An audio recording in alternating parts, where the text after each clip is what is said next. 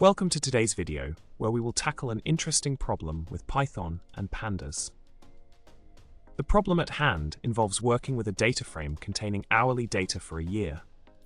After filtering out the data for the months from April to October, we aim to aggregate the data by day.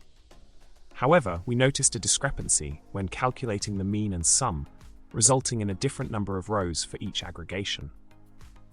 Let's dive into the solution to understand this phenomenon better.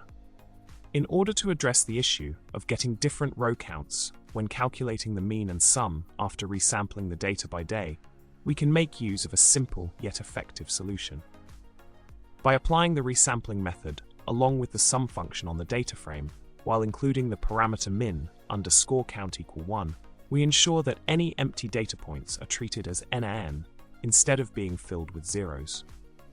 This small adjustment helps maintain consistency in the number of records across different aggregations, providing accurate statistical insights in the process.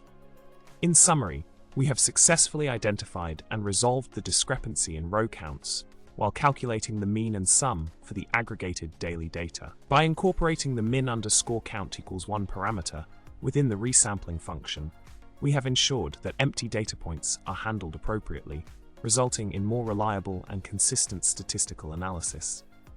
Thank you for watching this video, and if you enjoyed our content, don't forget to like, subscribe, and leave a comment below. Remember, pandas may handle data, but it's up to us to handle those pandas.